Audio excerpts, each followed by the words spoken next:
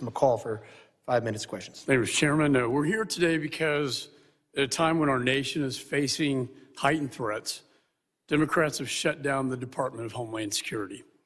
DHS was created in the aftermath of September 11th attacks to protect and secure the homeland. Shutting it down is national security malpractice, and it's shameful.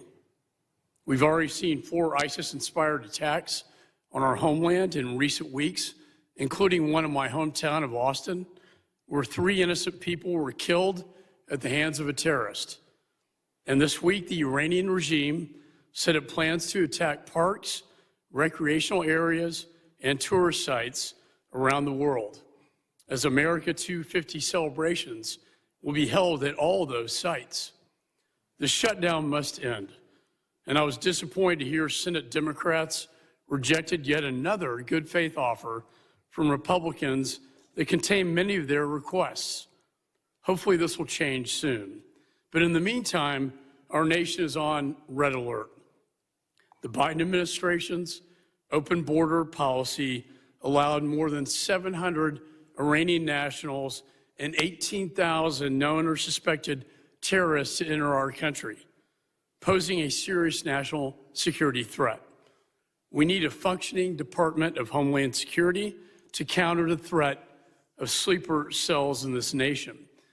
The shutdown is also wreaking havoc at TSA lines at our airports, and we see this every day on the television.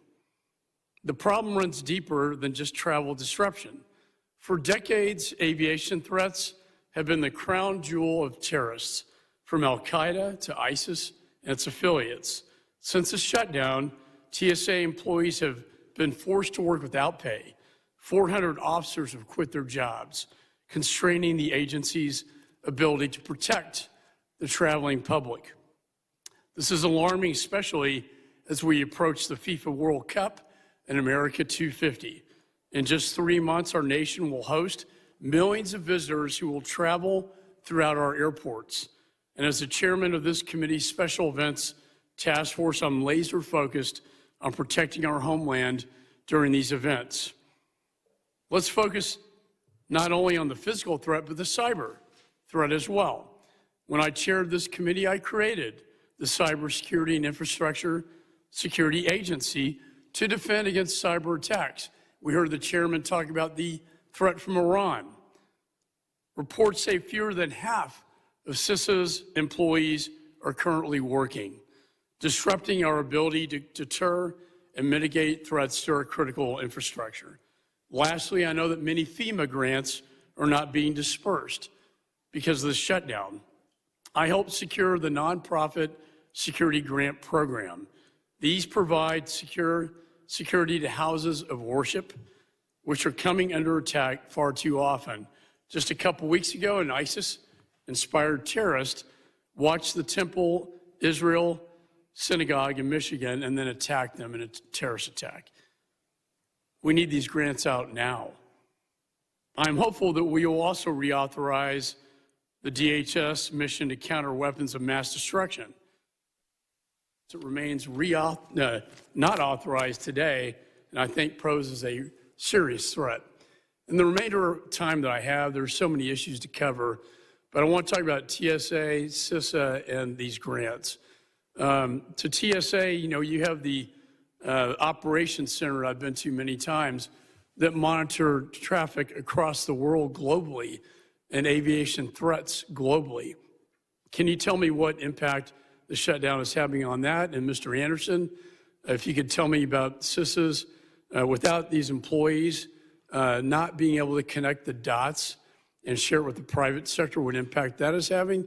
Ms. Barton, can you tell me about the lack of funding to protect particularly Jewish synagogues across this nation, as we know the Iran threat is real inside the United States and our homeland?